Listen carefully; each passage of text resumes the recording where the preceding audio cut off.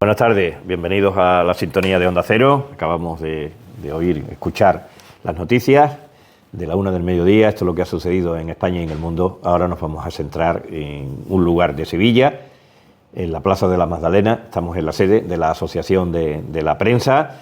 No es la primera vez que venimos aquí, estamos hoy. Recordarán ustedes que cuando cumplí los 50 años de profesión, dije que a lo largo de los próximos meses iba a ir entrevistando personas que han formado parte de mi vida periodística, pero que han formado parte también de la vida del periodismo en la ciudad de Sevilla. Si hace unos meses hablaba con Rafael Moreno y con José Luis de Vicente desde este mismo sitio donde nos encontramos ahora, hablé un poco de lo que fue mi bautizo periodístico y hablábamos de lo que era la década de los 70 en el mundo del periodismo. Hoy nos vamos a situar ya un poquito más adelante, nos vamos a situar en los 80, lo que fue el nacimiento de las emisoras de FM en una segunda evolución. Decir que si en los años 60 era la onda media, bueno, de toda la vida, desde que se crea la radio, la onda media fue la que emitía y tenía pues la calidad, no tenía la calidad de la FM, pero sí tenía mucho más alcance. Posteriormente, cuando llegan las emisoras de FM, que durante un tiempo fueron las hermanas pobres de las ondas medias, el boom llega en la década de los 80. Y ahí se crean una serie de emisoras y entre ellas se crea Radio 80.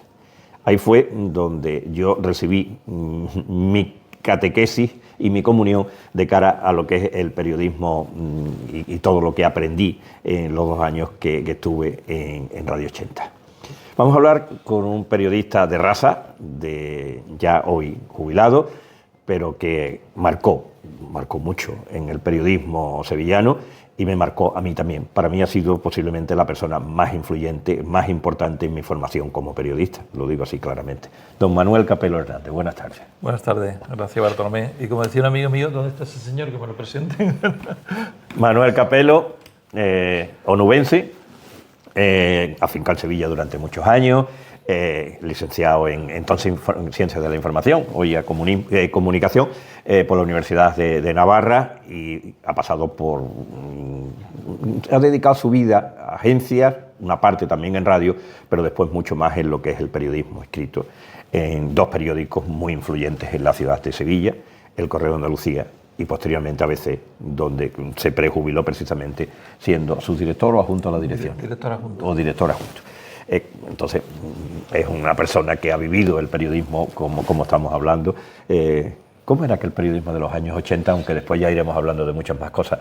Pues mira, yo lo recuerdo como un periodismo muy, muy divertido, muy ilusionante, entre las cosas porque teníamos unos añitos menos, ¿no?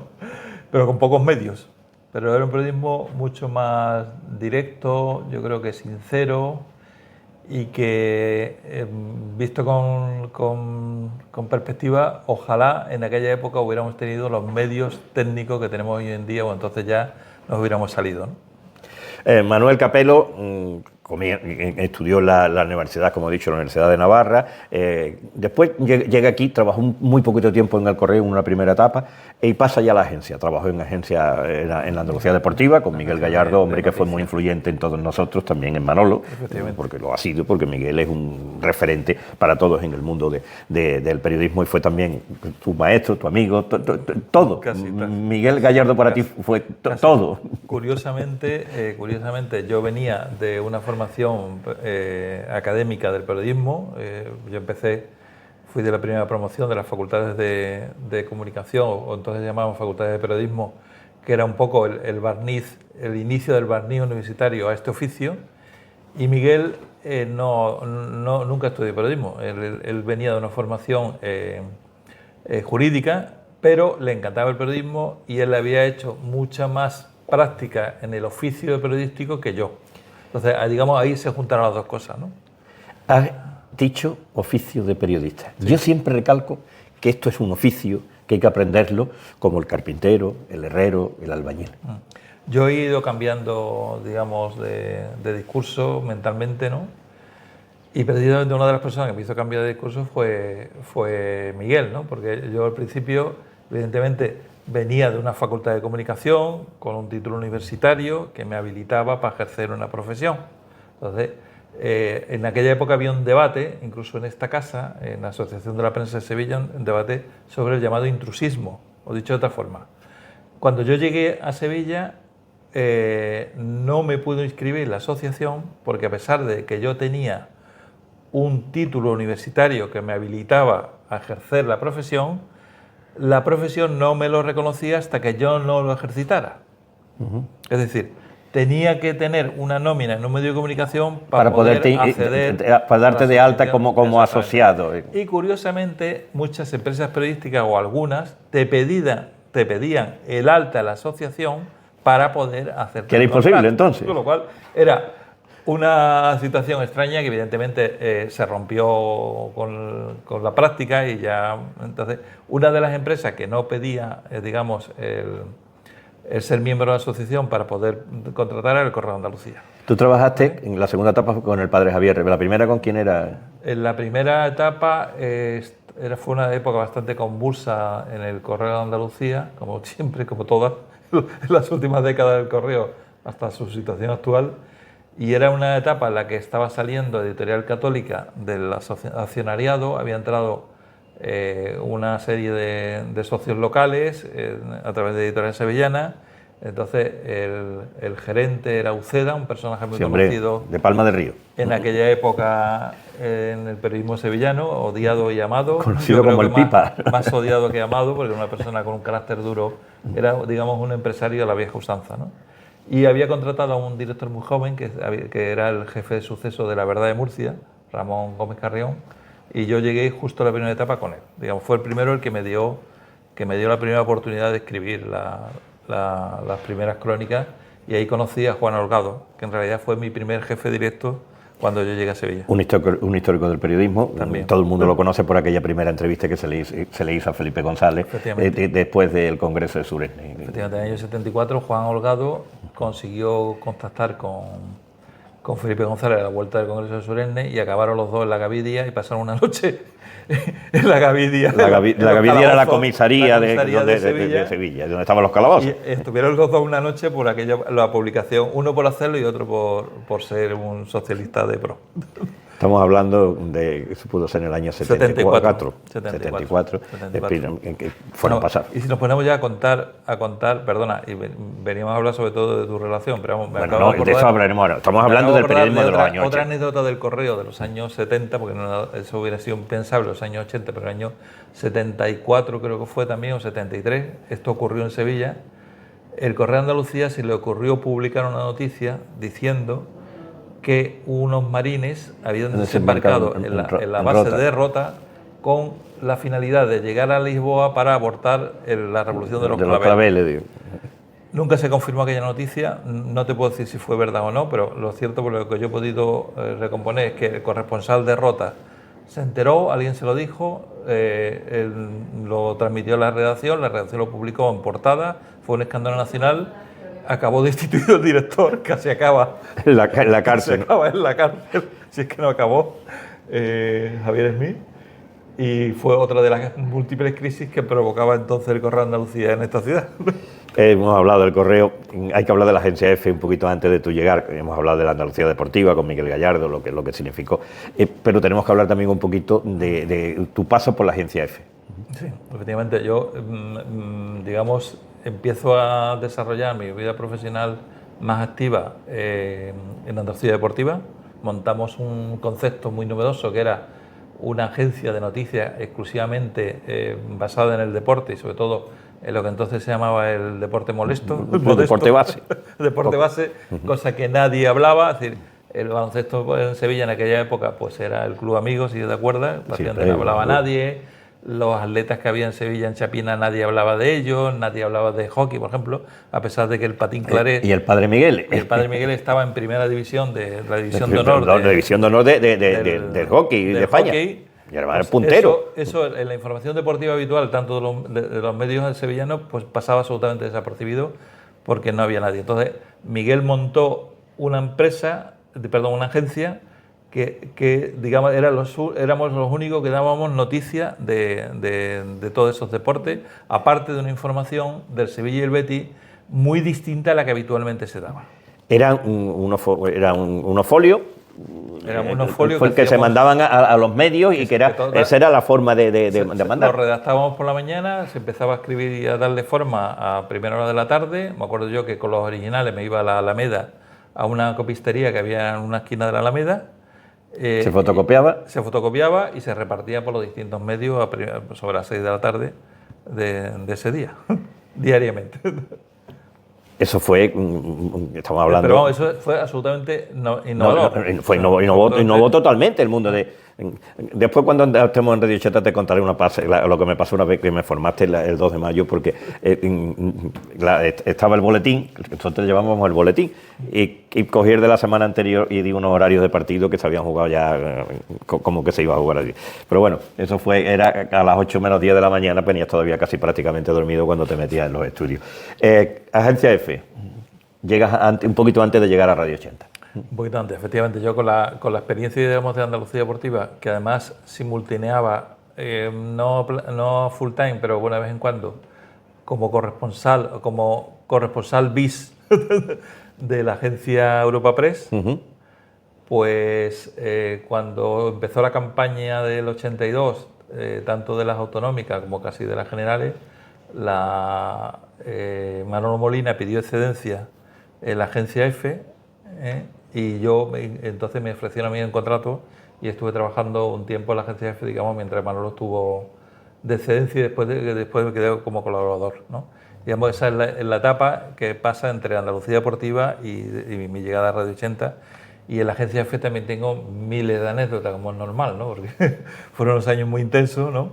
Y la agencia F entonces era pues prácticamente todo, aparte de ser una agencia oficial, era la agencia F, era una agencia que llegaba a todo el mundo, tenía una influencia tremenda, y ahí aprendí yo algunas de las cosas de las que después te transmití, que era la importancia de la fiabilidad y de la noticia y de confirmarla y de no meter la pata.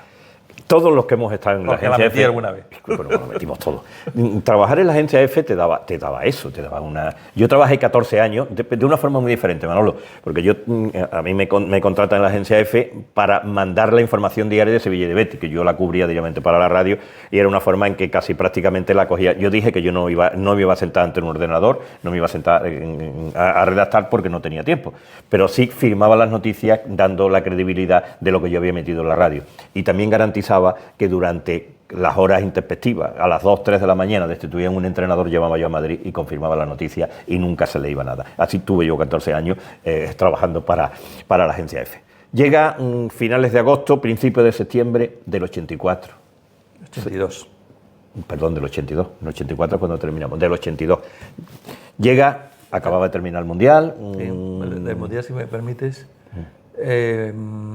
Del Mundial, aunque yo estaba trabajando en la agencia F me permitió que pudiera hacer las crónicas para Andalucía Deportiva. Entonces, el Mundial del 82 yo lo viví muy intensamente, a través de Andalucía Deportiva. Yo me acuerdo perfectamente de la semifinal de Sevilla, de ir a Málaga a cubrir algunos partidos. Es decir, que fue un año muy interesante, informativamente hablando, quizás de los más.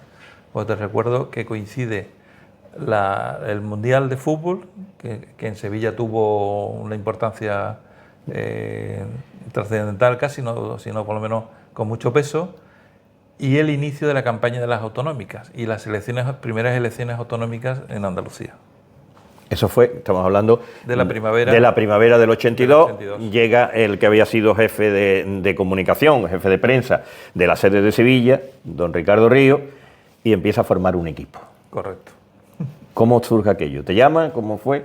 Pues yo a Ricardo lo había conocido por las relaciones a través de Andalucía Deportiva, efectivamente, por las relaciones digamos, del Mundial, ¿no? Lo conocía pues, como antiguo jefe de sección de ABC Sevilla, aunque había tenido menos relación con él, pero digamos a través del mundo deportivo sí mantuve más relaciones. Y efectivamente a finales del verano, me acuerdo que fue en agosto, pues me llama. Yo entonces estaba todavía en la agencia F, ¿no? Aunque el contrato posiblemente se me iba a acabar porque Manolo Molina volvía, aunque yo creo que había bastantes opciones de que yo hubiera seguido en F. Pero me llama Ricardo y dice, oye, estoy montando esta radio, no sé cuánto y tal, ¿te quieres venir tú como jefe de informativo? Yo. Sí, sí, además quiero que hagas informativo y deporte. Bueno, pues vale, pues muy bien, pues le digo que sí. Y a partir de finales de septiembre, pues empezamos ya la sede, no todavía emitir regularmente, pero sí ya en la sede de Los Remedios, a conocer gente, a montar y tal. Y a principios de octubre, recuerda que empezamos ya con las emisiones. Con las emisiones, pero bueno, primero los preparativos. Fue una radio muy ilusionante, donde se creó un equipo de... Cuando yo llegué ya estaba Manolo. Yo me parece que he contado cómo fue aquello, que fui un día al ayuntamiento a saludar al jefe de prensa, José Luis de Vicente, que era el jefe de prensa entonces de Luis Uruñuela, alcalde de Sevilla, y me dijo que Ricardo Ríos estaba buscando pues, personal para completar la plantilla, porque ya se había creado Radio Andalucía, se había creado Antena 3, Radio Minuto, había una serie de emisoras ya que estaban emitiendo en ese boom de las FM de los años de la década de los 80, del año 80, final del 81, principio del 82, correcto, que es cuando se van creando todas las emisoras. Y Radio 80 fue de las últimas, ¿no? Radio Triana llega todavía más tarde, pero bueno, que se estaban creando las emisoras de FM. El decreto, el gobierno de Suárez tiene que regular la licencia de frecuencia modulada. Y ahí hay varios grupos mediáticos y de presión de la época donde se quieren hacer con las emisoras porque bueno, se veía que era un poco el futuro de la radio, ¿no? O por lo menos que la frecuencia modulada, que era una cosa absolutamente marginal en aquella época, pero que era una nueva opción para, digamos, crear nuevas radios en un panorama que estaba muy estabilizado de hacía décadas, ¿no? Entonces, al final el gobierno de UCD lo que hace es una solución salomónica. Fundamentalmente reparte la licencia entre dos grandes grupos, Antena 3 y Radio 80. Y por eso, y bueno, y algunas pequeñas concesiones como Radio Minuto, Rato también creo que le concedió. Sí, el Rato le concedió también bastante frecuencia, que tardó mucho tiempo en implantándolo, lo implantó de una forma progresiva. Esa otra etapa que y ahí arranca con fuerte competencia por las dos grandes cadenas de frecuencia modulada. Una parte de Radio 80 con un modelo y por otra parte Antena 3 con otro modelo. Como estaba contando, que yo llegué al ayuntamiento, saludaba a José Luis de Vicente y me dice, Ricardo Ríos está buscando personal, lo voy a llamar, lo llamó y me dice, dile que venga a verme. Yo llegué allí y me encontré con nuestra amiga Lola Borrego, que era la que estaba, que después ha sido una persona muy importante. Yo trabajo con ella en diferentes etapas, incluso en el libro que hemos escrito sobre Radio 80, reconoce un poquito que yo marqué mucho su trayectoria, ¿no? Periodística, igual que Manolo, que marcó un poco la mía. Estaba Lola, y espera un momento, me senté un segundo y me recibe Ricardo en su despacho. Me acuerdo que era entrando casi enfrente de la Torre de los Remedios, en el número 24 de República Argentina, en la planta 12, que era donde estaba nuestra emisora, todos moquetados, la emisora se estaba todavía montando. Cuando yo llegué allí, me recibe en su despacho, empezamos a hablar, y yo le dije todo lo que... Dice, pero tú eres el que trabajabas con Rafael Moreno en deporte. Digo, yo sí. Dice, claro, yo me acuerdo de ti. Dice, seguimos hablando, dice, mañana, ¿a qué hora te viene bien que te incorpore? Y a la mañana siguiente me puso ya tus órdenes. Y a partir de ahí fue cuando... La selección de personas en aquella época era muy distinta a la de hoy en día. Fue así, fue como te estoy contando, Manolo. A partir de ahí ya me presentó Manolo.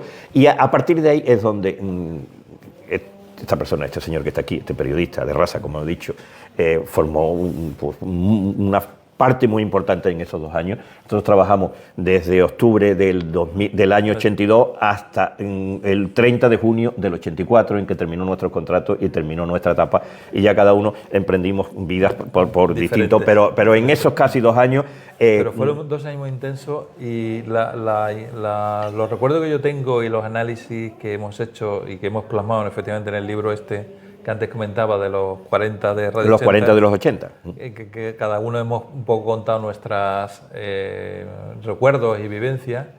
Pero vamos, yo en mi parte lo que yo he querido un poco subrayar de aquel año o 2 años largos es que intentamos hacer una radio muy, muy, muy innovadora.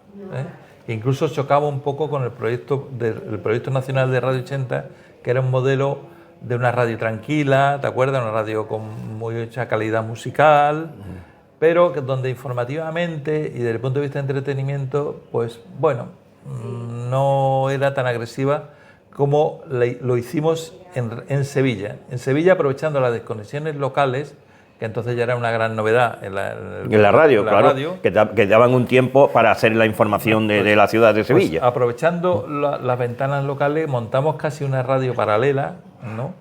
Un poco, yo recordaba también el modelo de ABC, ¿no? Es decir, el modelo de ABC de Sevilla es un modelo donde, aprovechando las ventanas de la edición nacional, se customiza de tal forma el producto que se hace uno absolutamente distinto. Pues un poco con Radio 80 de Sevilla pasó lo mismo. Hicimos una radio distinta, muy innovadora desde el punto de vista informativo, y fuimos muy innovadores en muchas cosas.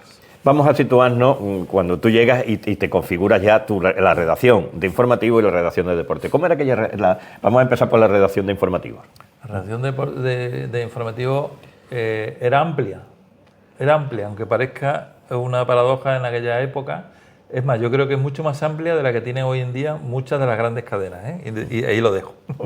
Yo creo que eran 5 o 6 personas, si no recuerdo mal. Vamos a dar nombres con incluso, varios podemos. turnos. Sí. Sí. Estaba Paco Gallardo, Milagros Muñoz, Ramón Rey, Alejandro Hernández. Se me olvida alguno. Sí. Sí. Vaya, lo siento. Sí. Bueno, ya ahora nos irá saliendo. Nos acordaremos. Nos irá saliendo, ¿vale? A lo largo de los... Con una programación de informativo desde las 7 de la mañana hasta las 10 de la noche, y además con una gran novedad, que era las desconexiones para espacios publicitarios. Lo aprovechábamos para meter publicidad porque había que llegar a final de mes, pero aprovechábamos para dar noticias. Entonces empezamos dando noticias locales cada 15 minutos. Era una cosa que era una absoluta novedad en Sevilla y que era impensable, y que nos tomaron por locos, que estábamos un poco. O sea, cada 15 minutos había un pequeño boletín como de 30 segundos o un minuto, donde dábamos información local y además muy pegada al terreno. Es decir, empezamos a dar el tiempo, las carreteras, las informaciones de barrio, las informaciones de política autonómica, porque eso un poco fue influencia mía, pero bueno.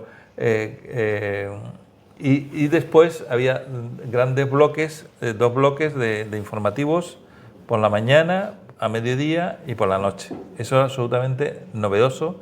Y además una información muy pegada al terreno, ¿no? Como contaremos ahora en algunas de las cosas y de las barbaridades que hacíamos. La redacción de deporte. La redacción de deporte era más cortita, ¿eh? Yo creo que éramos tú y yo y Pepe Andreu y Milagro Muñoz también. Y Milagro también se incorporó a veces al deporte. Lo que pasa es que terminó, al final, a los 3 meses me quedé yo solo contigo. Y tú estabas más en informativo. Me quedé casi, yo iba todos los días a los entrenamientos. Ahí fue donde yo fui aprendiendo lo que era el mundo periodístico, y donde había que sudarlo, que trabajar la noticia.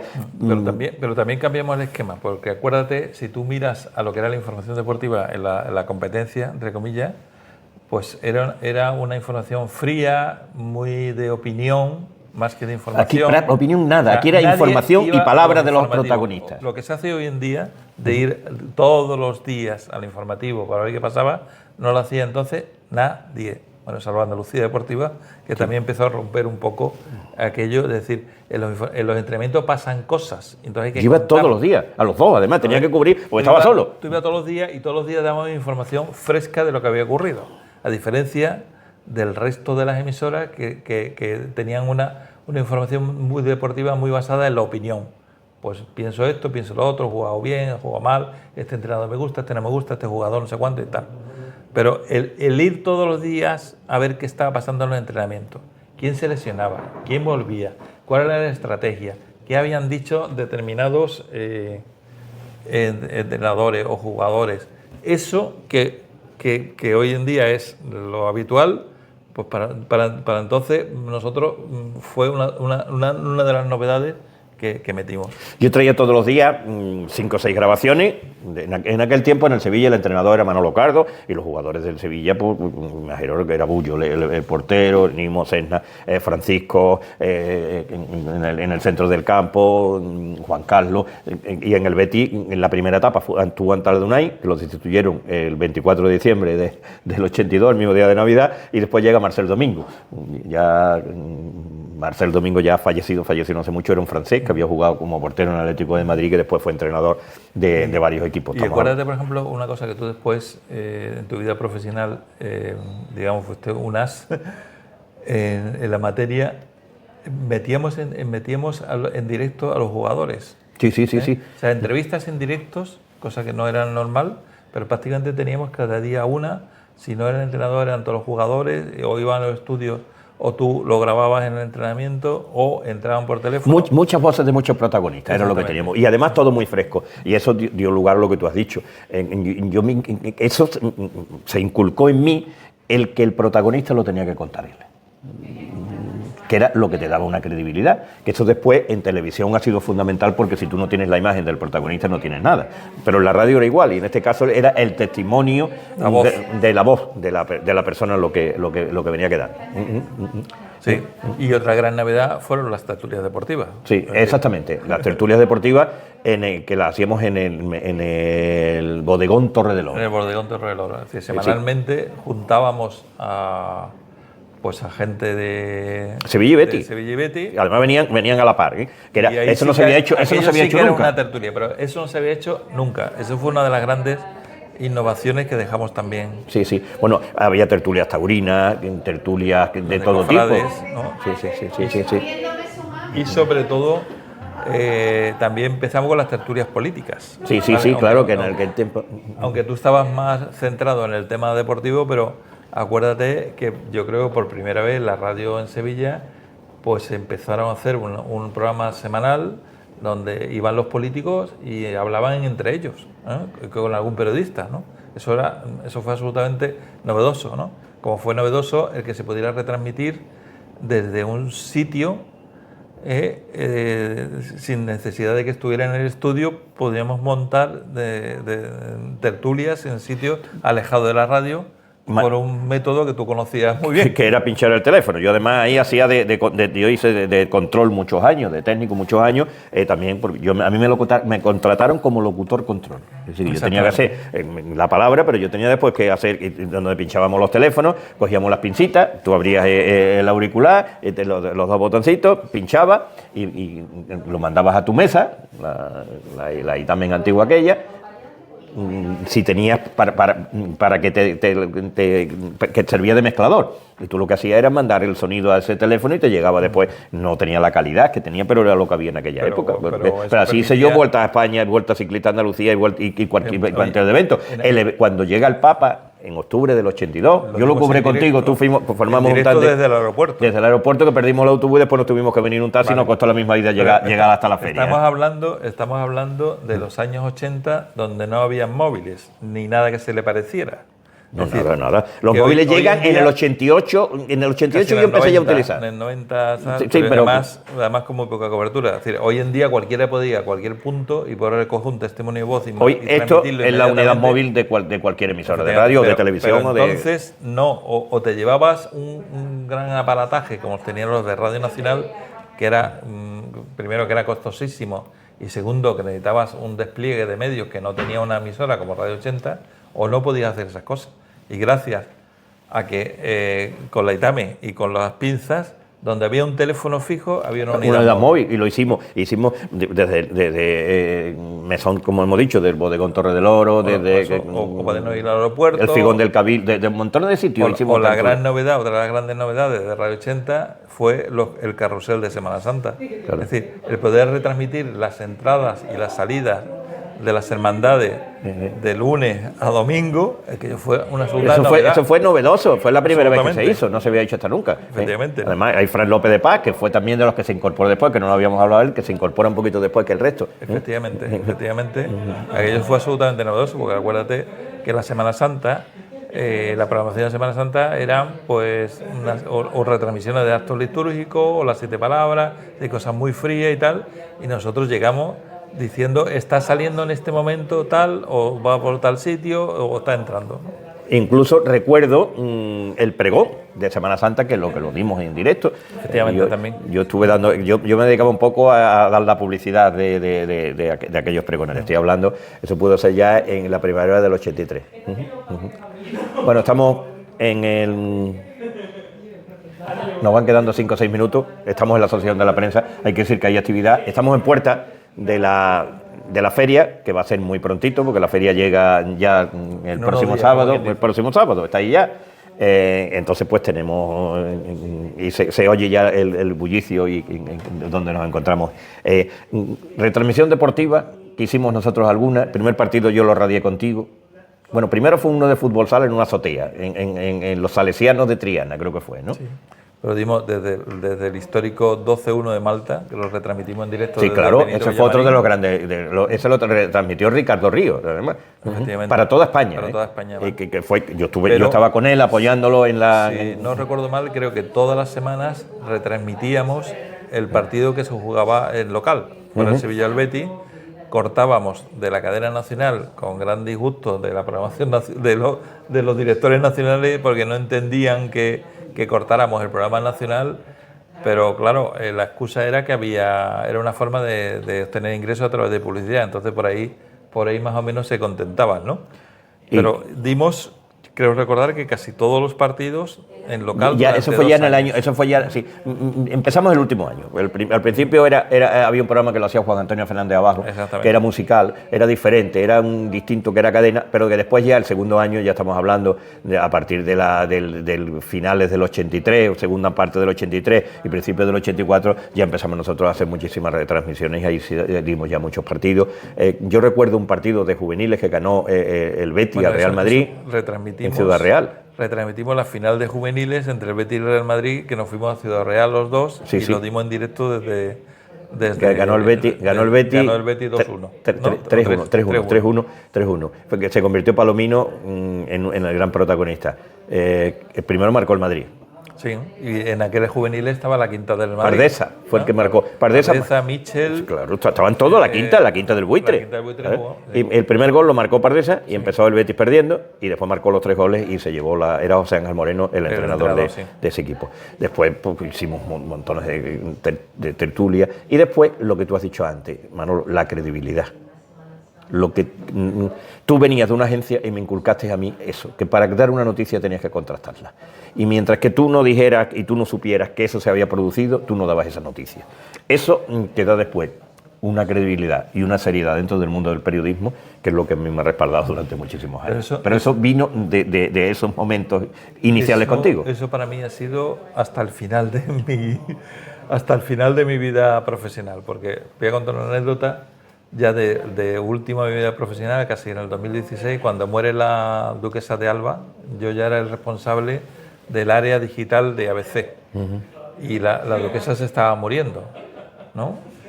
Y teníamos la noticia, o teníamos rumores de que se estaba muriendo, pero yo no quise dar la noticia, aunque la dimos 2 minutos más tarde en el digital, pero yo no quise dar esa noticia hasta que no contrasté en una fuente de que eso era verdad. O sea, a mí no me importaba ser el primero si antes no había confirmado, ¿vale? Y tenía muy presente algunas meteduras de patas históricas que se me habían ocurrido en esta ciudad, donde habían matado a gente antes de tiempo, y yo en ABC tuve muy presente de que yo ese error no lo iba a cometer, ¿no? Y eso fue un principio que mantuvimos siempre. Vamos a concluir hablando de tu etapa en ABC, que el grueso tuyo ha sido ahí durante mucho tiempo. Nos van quedando solo 30 y tantos años. Nos quedan 2 minutos, Manolo, para intentar contar. Resúmenos qué fue, cómo ha sido qué fue tu vida periodística dentro de ABC. Yo tuve una primera etapa que empecé trabajando, me he contratado a ABC como cronista parlamentario. Después pasé a ser el redactor jefe responsable de la sección de local. Y a partir de un momento dado, sobre todo al inicio del siglo XXI, pues dejé ya un poco más las tareas, digamos, de redacción y las cambié por una más bien de gestionar el periódico, ¿no? Hasta acabar jubilándome como director adjunto de ABC y sobre todo habiendo montado toda la parte digital de ABC. Tengo que decirlo que con no pocos esfuerzos, porque cuando yo empecé a plantear que había que cambiar la redacción, la forma de trabajar, la forma de comunicar, pues me miraron muy malamente, ¿no? Y solamente algunas personas confiaron en mí y al final, bueno, pues ABC Digital ahora mismo es un elemento muy potente donde diariamente acuden casi 1 millón de personas a ver, ¿no? En fin, son cifras espectaculares, ¿no? Pero los inicios fueron duros, ¿no? Y digamos, esa ha sido un poco mi trayectoria, como resumo un poco en el titular de mi libro, del plomo al bit. Yo llegué a ABC, donde se componían todavía los periódicos con las niotipias, donde se hacían planchas de plomo para después pasarlo a la rotativa, y me fui dejando una redacción digital, ¿no? Con la potencia que actualmente tiene ABC Sevilla Digital, ¿no? Yo he tenido la suerte de ir pasando por todas esas etapas y ver todas esas etapas históricas del periodismo, y digamos, ha sido un poco, pues, estos casi 30 y tantos años que yo estaba en ABC, ¿no? ¿Vives en Portugal ahora? Vivo en Portugal desde que me jubilé, sí. ¿Por qué? Pues porque es una forma de cambiar de aires. No había nada que me ligara a estar residiendo físicamente en Sevilla. Es un país que nos encanta a la familia, y pues hemos decidido cambiar de aire, y la verdad es que no me arrepiento en absoluto. Manuel Capelo Hernández, periodista de raza, como he dicho, ya jubilado, viviendo en Portugal ahora, como nos acaba de confirmar, y que para mí fue una persona muy, muy, muy influyente, porque me inculcó esos principios del periodismo que me han permitido después tener esa credibilidad que te da el decir siempre la verdad y contrastar las noticias y procurar meter la pata lo mínimo posible. Señores, hemos llegado hasta el final. Ya saben, les esperamos la próxima semana, y saludamos, como siempre, a todos los oyentes desde la sintonía de Onda Cero, para todas las comarcas de La Vega, del Guadalquivir, Campiña, Alcores, y por supuesto a través de redes sociales, que nos pueden seguir en cualquier parte del mundo. Buenas tardes, gracias, Manolo. Gracias a ti.